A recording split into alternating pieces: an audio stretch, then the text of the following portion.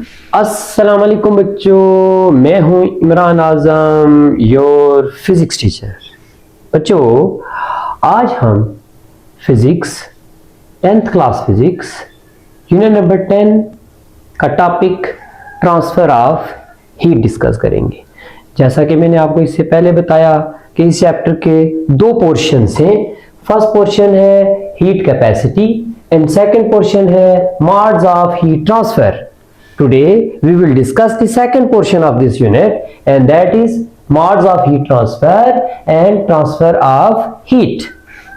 Okay बच्चों, इस topic में हम ट्रांसफर ऑफ हीट के 3 मेथड्स पढ़ेंगे। There are 3 modes of transfer of heat: conduction, convection and radiation.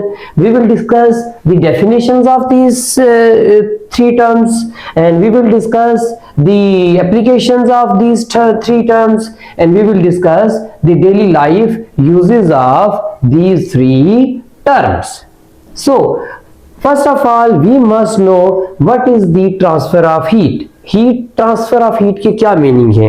Transfer of heat के ये मीनिंग है कि जब हम दो बॉडीज को थर्मल कांटेक्ट में करते हैं तो एक बॉडी से दूसरे बॉडी में टेम्परेचर डिफरेंस की वजह से हीट ट्रांसफर होती है। इसको कहते हैं ट्रांसफर ऑफ हीट।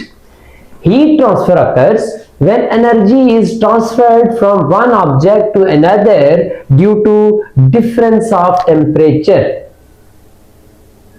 ठीक है बच्चों, टेम्परेचर के डिफरेंस की वजह से वन ऑब्जेक्ट से सेकंड ऑब्जेक्ट में जो एनर्जी ट्रांसफर होती है तो इसको हम नेम देते हैं ट्रांसफर ऑफ हीट। ठीक है बच्चों, and modes of heat transfer यहां पर हम डिस्कस करेंगे। There are 3 modes of heat transfer. उनके नेम्स हैं कंडक्शन, सेकंड वन है कन्वेक्शन, थर्ड वन है रेडिएशन।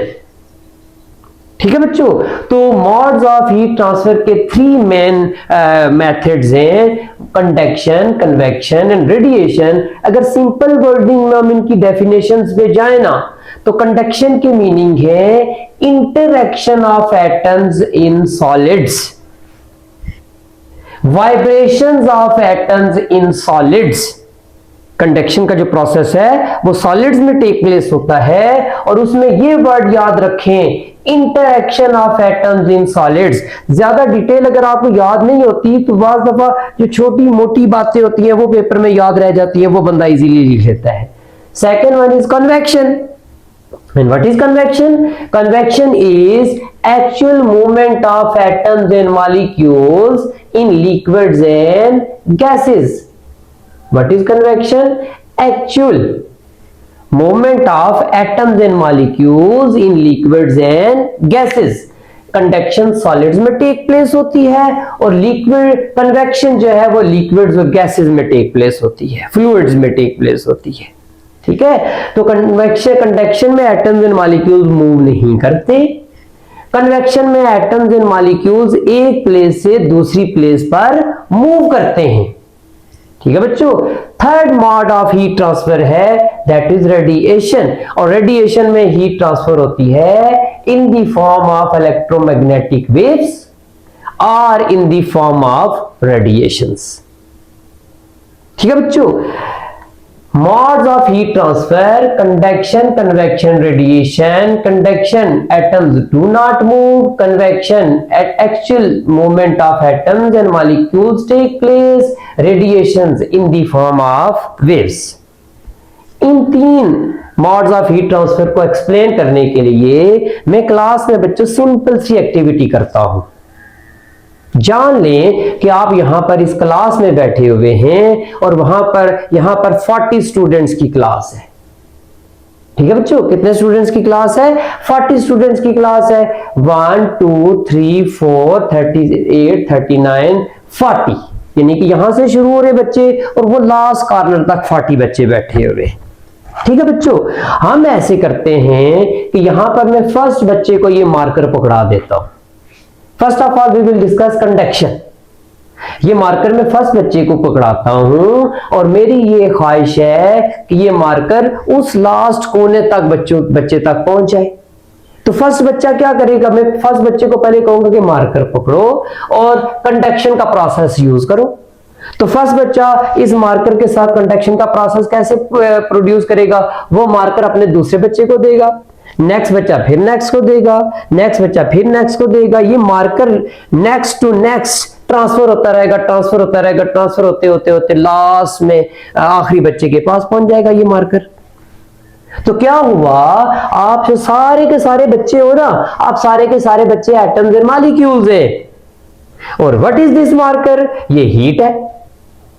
अब आप सब बच्चों ने क्या किया, हीट को ट्रांसफर किया, but you do not move from your place, you are in the state of solids you can से।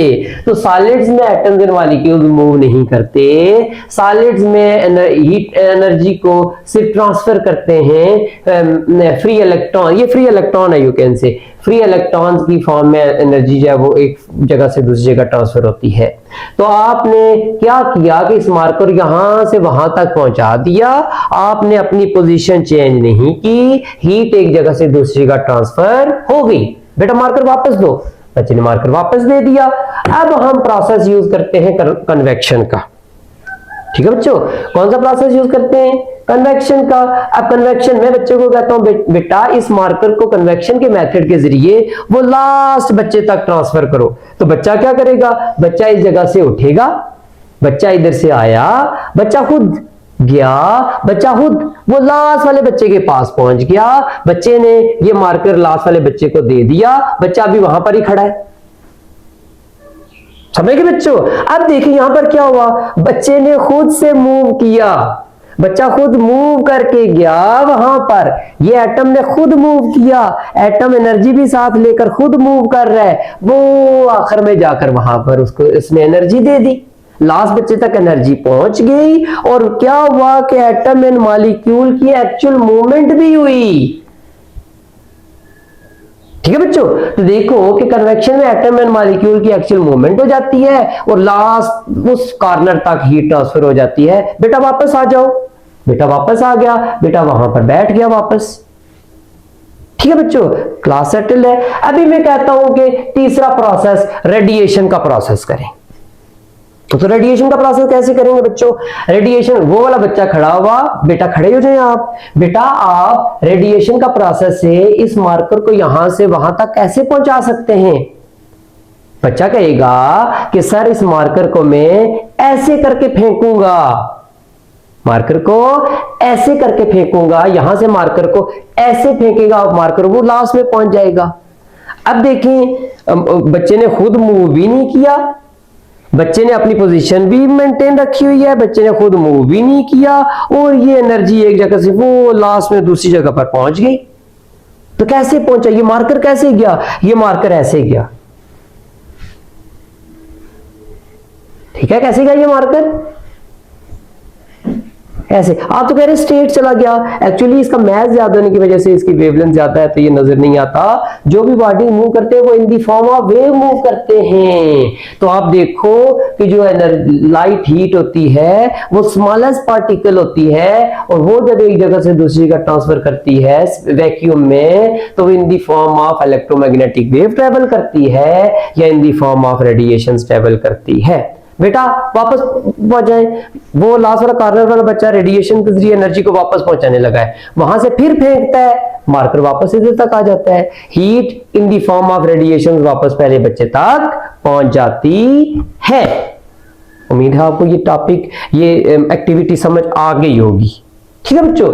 अभी हम डिटेल से थर्मल कंडक्शन, थर्मल कन्वेक्शन और रेडिएशंस को डिटेल से डिस्कस करेंगे।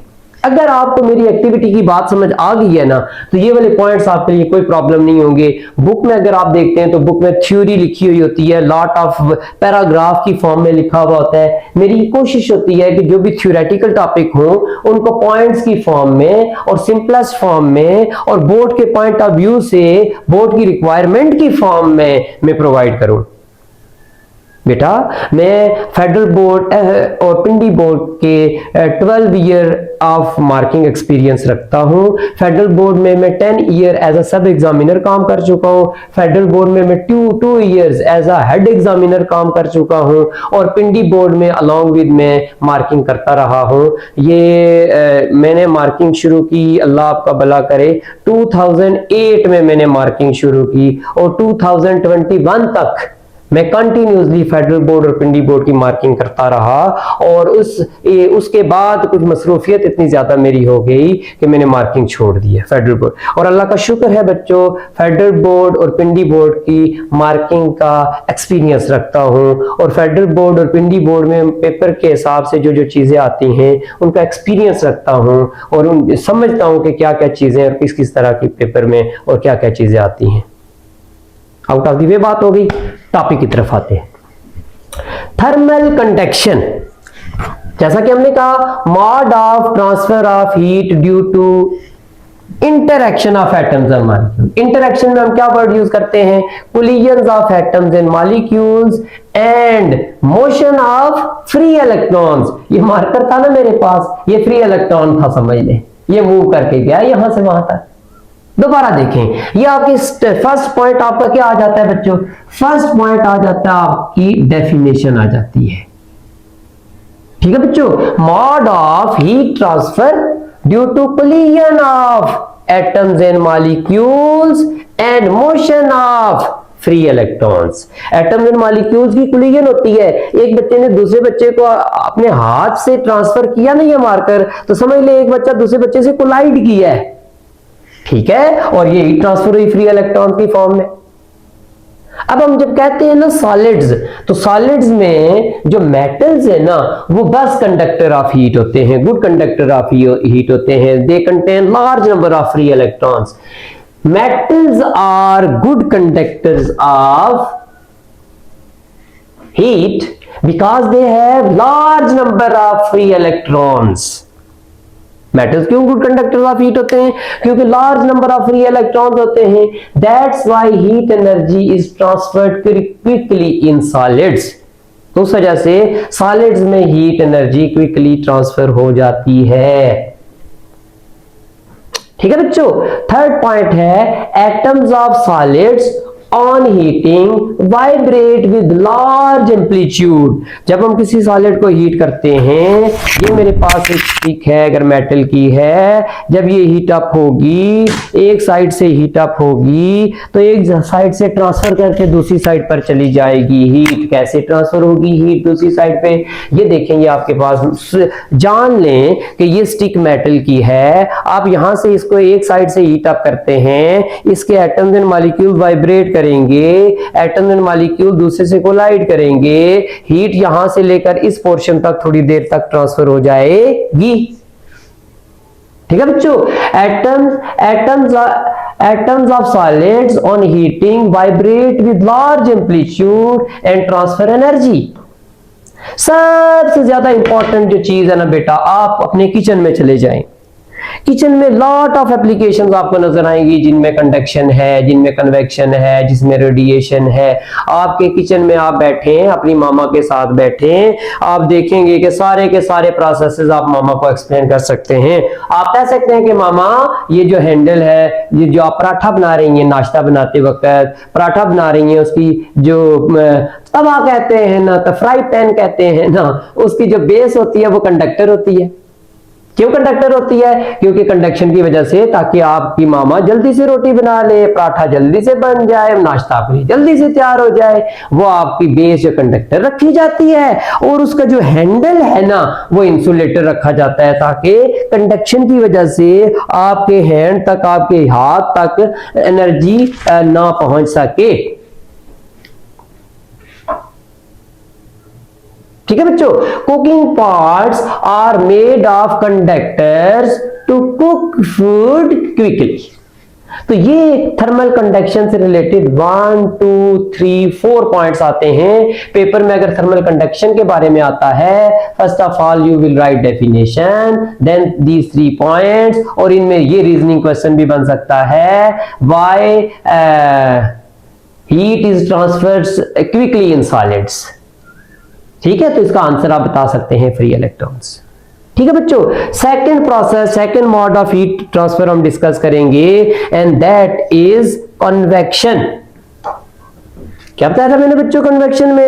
Actual movement of atoms and molecules, mode of heat transfer due to actual bulk movement of molecules in fluids.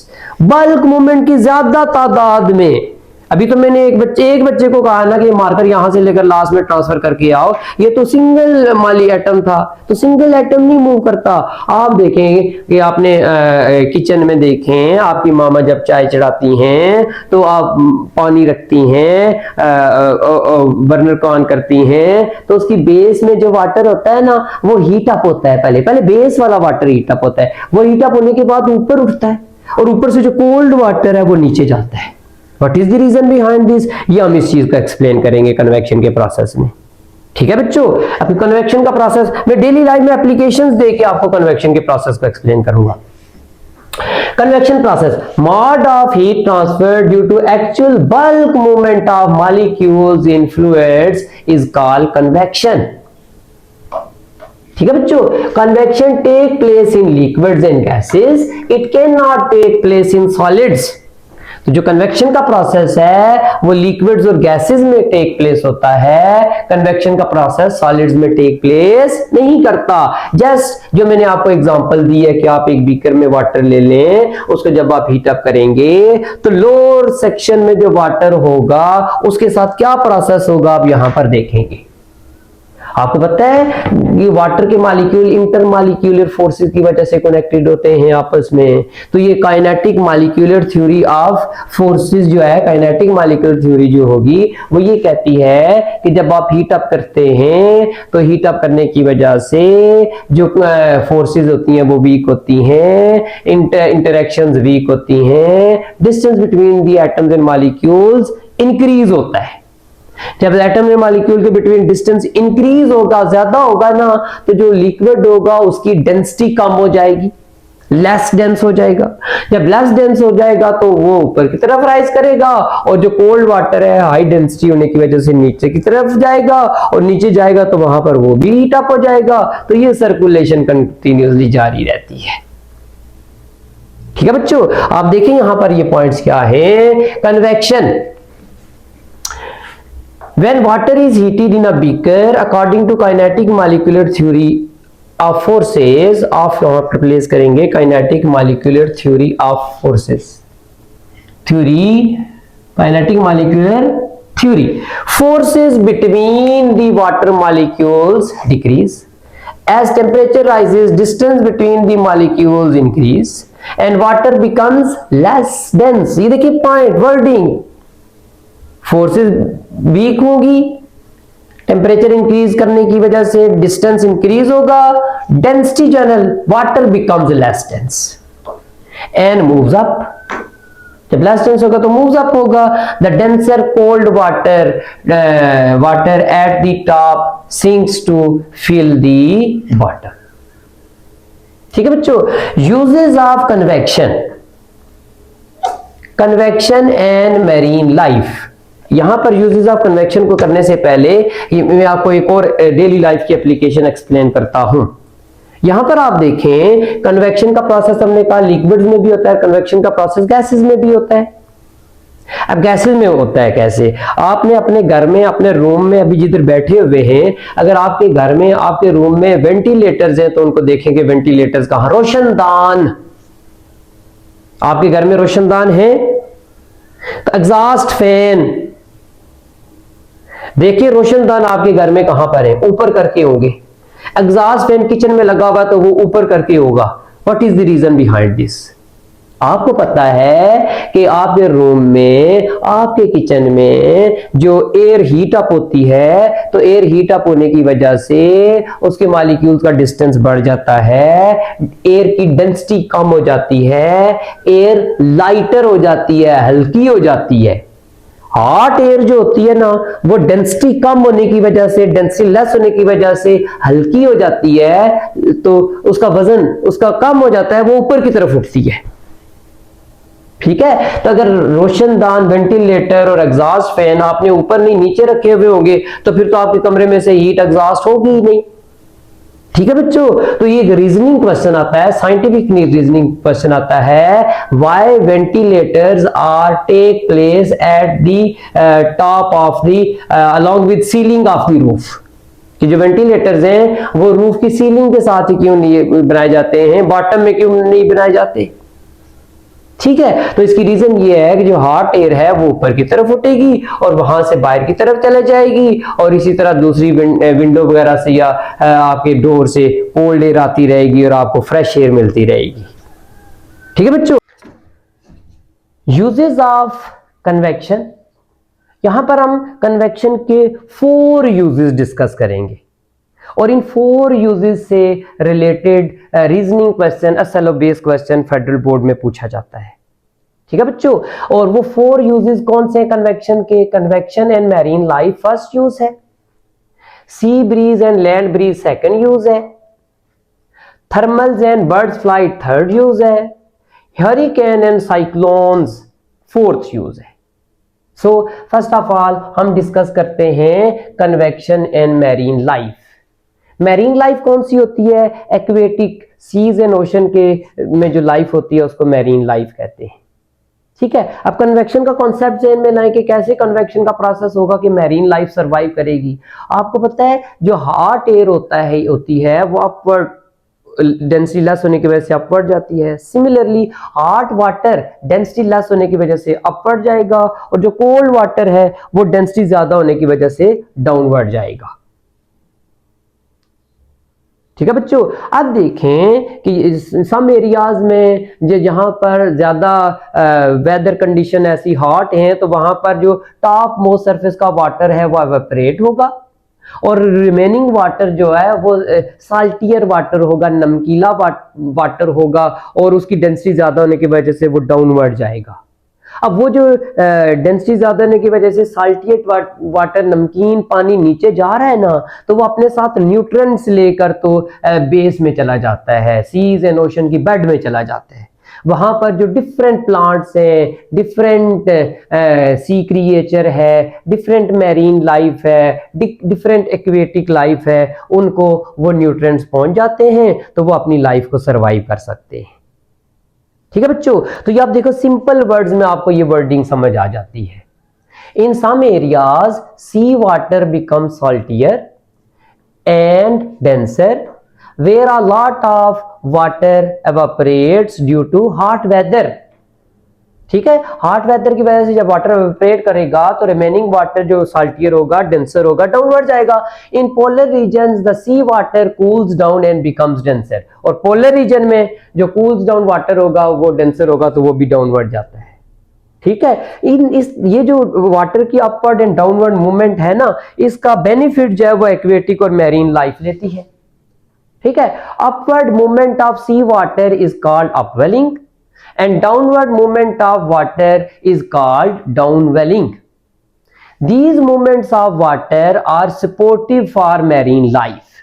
तो water की ये जो मूवमेंट्स है ना, ये मैरीन लाइफ के लिए सपोर्टिव होती हैं और इन मूवमेंट्स ऑफ वाटर की वजह से जो फूड, ऑक्सीजन और हीट की डिस्ट्रीब्यूशन होती है मैरीन लाइफ के लिए at the sea bed, at the ocean bed.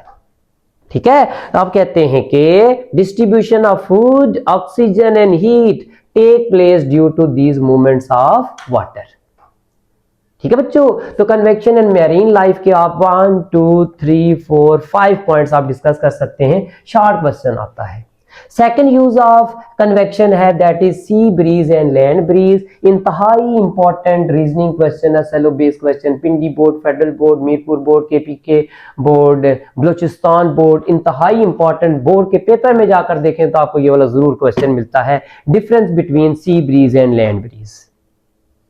ठीक है बच्चों, सी ब्रीज का याद रखें कि सी ब्रीज ब्लो करती है during the day and land bridge blow करती है ड्यूरिंग दी नाइट। कॉन्सेप्ट की बात करें तो कॉन्सेप्ट आपको इससे पहले जान चुके हैं, दोबारा फिर मैं आपको एक्सप्लेन करता हूं।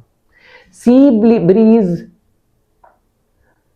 Bridge blowing during the day is called sea breeze and breeze during the night is called land breeze. अब डिटेल से डिस्कस करते हैं sea breeze. Sea breeze during the day होती है तो एकदम से आपके जहन में कॉन्सेप्ट आ जाता है, ठीक है। तो ड्यूरिंग द डे जब सी ब्रीज कौन सी होगी, जो सी से लैंड की तरफ ब्रीज आती है उसको सी ब्रीज कहते हैं, और लैंड ब्रीज वो होती है जो लैंड से सी की तरफ जाती है, ठीक है। Sea breeze during the day है, कॉन्सेप्ट आपके जहन में आ जाएगा। ड्यूरिंग द डे क्या प्रोसेस होता है, ड्यूरिंग द डे ये प्रोसेस होता है कि जो लैंड के ऊपर होती है एयर वो हीट्स अप होती है। क्यों हीट्स अप होती है बच्चों, बिकॉज लैंड की ड्राई सॉइल की जो स्पेसिफिक हीट कैपेसिटी है वो 800 जूल पर सेकंड पर केजी पर केल्विन है।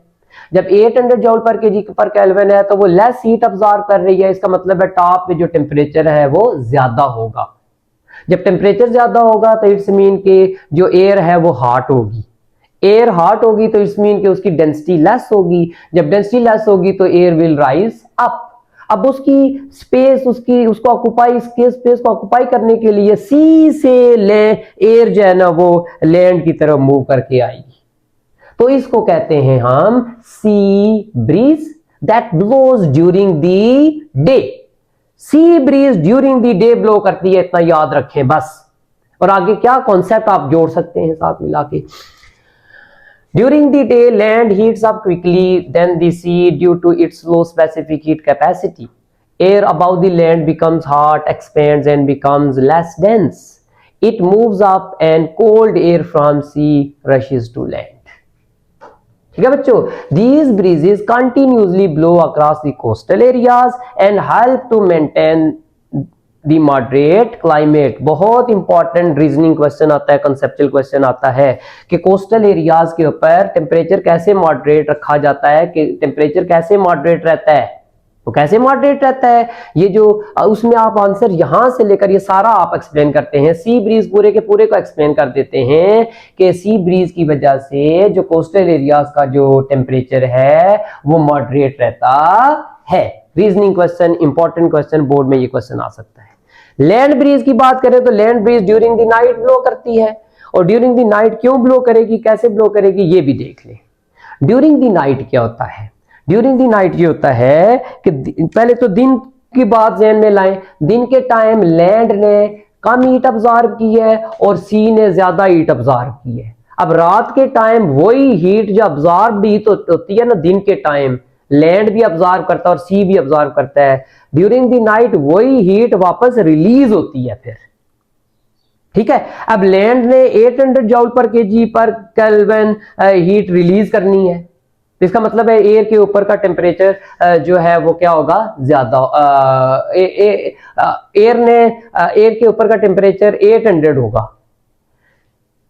जो सी है ना उसने कितनी अब्सॉर्ब की थी, 4200 जूल पर केजी पर केल्विन। उसने 4200 जूल पर केजी पर केल्विन हीट रिलीज करनी है, तो इसका मतलब है सी के ऊपर का टेम्परेचर ज्यादा होगा, लैंड के ऊपर का टेम्परेचर कम होगा। अब सी के ऊपर का टेम्परेचर एयर का जब ज्यादा है तो वो एयर लेस डेंस होने की वजह से विल राइज अप, और उसकी प्लेस लेने के लिए लैंड से सी की तरफ एयर ब्लो करके जाएगी, और इसको हम कहते हैं क्या बच्चों, लैंड ब्रीज कहते हैं। ठीक है बच्चों, आप देख सकते हैं ये आपके during the night atmosphere about the sea heats up quickly and water release heat. Due to this air about the sea is hotter than land, therefore hot air rises up and cools air from land moves towards the sea। वही जो मैंने explain किया बच्चों। Third use हम discuss करते हैं thermals and birds flight. इसमें मैं आपको बहुत इंटरेस्टिंग स्टोरी सुनाने वाला हूं, ठीक है। पहले आप इसको समझ लें, बहुत इंटरेस्टिंग स्टोरी आपको सुनाने वाला हूं। Thermals and birds flight. Thermals क्या होते हैं आपको पता है, ड्यूरिंग द डे जब हॉट एयर होती है बिकम्स लेस डेंस होती है एंड मूव्स अप होती है, और इसको कहते हैं हम थर्मल। क्या होते हैं thermal, during the day hot air becomes less dense and moves up, called thermal. अब इसका क्या फायदा होगा थर्मल का, birds like eagle, hawk and vulture, जैसा कि आप ये फिगर देख रहे हैं, फिगर में देखें कि birds like eagle, hawk and vulture are expert thermal riders, ride for hour without flapping their wings. आप ये फिगर में देखें, हॉट एयर की मूवमेंट, थर्मल्स की मूवमेंट अपवर्ड है, और ये बर्ड है अपने विंग्स को उसके ऊपर फैलाए हुए है, और पूरा का पूरा दिन भी इवन बर्ड्स फ्लाई कर सकते हैं इन थर्मल्स का फायदा उठाते हुए। यहां पर आपको एक स्टोरी सुनाता हूं। मेरे भाई ने ना पिजन्स रखे हुए छत पे ना, तो उन पिजन्स को मैं भी सम टाइम लुक आफ्टर करता हूँ। एक दिन मेरा भाई कहने लगा कि शाम के टाइम कहने लगा, इमरान भाई ये 3 पिजन्स सुबह उड़े थे और अभी वो देखें अभी तक ऊपर उड़ रहे हैं। दोबारा सुनिएगा बड़ी गौर से, इमरान भाई ये पिजन्स सुबह उड़े थे और अभी शाम का टाइम हो गया, अभी तक ये ऊपर उड़ रहे हैं। मैं मुस्कुराया, मैंने कहा उसको तो फिजिक्स नहीं आती। मैंने कहा ये तो फिजिक्स है इसमें। अब बताएं बच्चों क्या फिजिक्स हो सकती है? अब वो बर्ड्स क्या पूरा दिन फ्लैप कर रहे थे अपने विंग्स? बताएं, आप अगर पूरा दिन भागते रहे तो आप तो थक जाएंगे, आप तो गिर जाएंगे। सेम लाइक दैट, अगर पिजन भी पूरा दिन अपने, और वहां पर इनको वाटर, वहां पर पानी भी नहीं मिलना, वहां पर इनको कुछ भी नहीं मिलना, पूरा दिन अगर फ्लैप करते रहेंगे अपने विंग्स को, तो वो तो गिर जाएंगे। वो तो क्या किया बर्ड्स ने थर्मल्स की हेल्प ली, और थर्मल्स की हेल्प लेते हुए जब बर्ड थोड़े थक जाते हैं ना, पिजन थोड़े थक जाते हैं ना, हॉक एंड वल्चर थोड़े थक जाते हैं ना, तो वो अपने आप को इस तरह मूव करते हैं। किस तरह मूव करते हैं? जिस तरह शोएब अख्तर विकेट लेने के बाद मूव करता था ना अपने आप को। शोएब अख्तर का कैसे स्टाइल होता था विकेट लेने के बाद? ये जाता था शोएब अख्तर, समझ गए? इसी तरह बर्ड्स भी जो है ना अपने आप को विदाउट फ्लैपिंग देयर विंग्स ना एयर में मूव करते हैं। ठीक है, जब थकते हैं तो वो अपने बर्ड्स को इस तरह करते हैं, थोड़ा नीचे भी आ जाते हैं ना, लेकिन अपने फिर हाइट पे लेके जाने के लिए फिर विंग्स करके फिर ऊपर जाते हैं, थर्मल्स का फायदा लेते हुए थोड़ी देर के लिए झूमते रहते हैं। होपफुली आपको ये मेरी बात क्लियरली समझ आ गई होगी। फोर्थ एंड लास्ट यूज है हरिकेन एंड साइक्लोन। ठीक है, आंधी, तूफान, साइक्लोन जो भी आते हैं तो वो आपको पता है कि वो किस वजह से आते हैं? हॉट एयर, वेदर कंडीशन की वजह से। जब आपने ऑब्जर्व किया, जिस दिन बहुत ज्यादा धूप और बहुत ज्यादा गर्मी होती है ना, उस दिन मोस्टली ऐसे होता है कि शाम के टाइम बारिश होती है। पिछले दिन कल परसों की मैं बात कर रहा हूं कि बहुत दिन को गर्मी पड़ी और अल्लाह का करम, अल्लाह का शुक्र, अल्लाह का लाख लाख शुक्र, अल्लाह की नेमत, शाम को प्यारी ठंडी। अब वो क्या हुआ?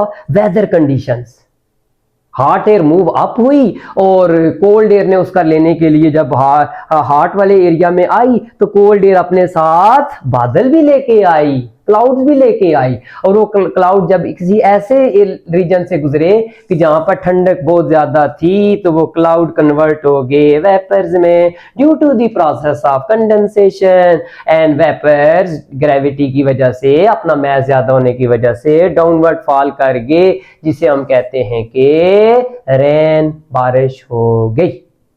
ठीक है बच्चों, तो ये हरिकेन एंड साइक्लोन्स जो है ना, ये सम टाइम किसी एरिया के ऊपर बहुत तेजी से ये प्रोसेस होता है। तो जब तेजी से प्रोसेस होता है तो आंधी तूफान आते हैं, साइक्लोन्स बनते हैं, तो तब हम कहते हैं कि ये हरिकेन एंड साइक्लोन्स बन गए।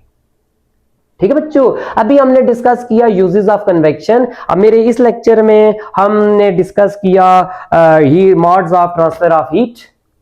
Modes of transfer of heat में कंडक्शन, कन्वेक्शन और रेडिएशन को डिस्कस किया। हमने पहले कंडक्शन को डिस्कस किया, फिर कन्वेक्शन को डिस्कस किया और यूजेस ऑफ कन्वेक्शन को डिस्कस किया। I think in this lecture हम ये 2 यूजेस को रखते हैं। नेक्स्ट रेडिएशन का जो प्रोसेस है ना, उसको हम नेक्स्ट लेक्चर में रख लेंगे। ठीक है बच्चों, होपफुली आपको मेरे लेक्चर की, मेरी बातों की समझ आ गई होगी। मेरे नेक्स्ट लेक्चर के लिए मेरे चैनल को लाइक, सब्सक्राइब और शेयर जरूर करें। दुआओं में याद रखें और अपने सर इमरान आजम को इजाजत दें। अल्लाह हाफिज। Thank you so much.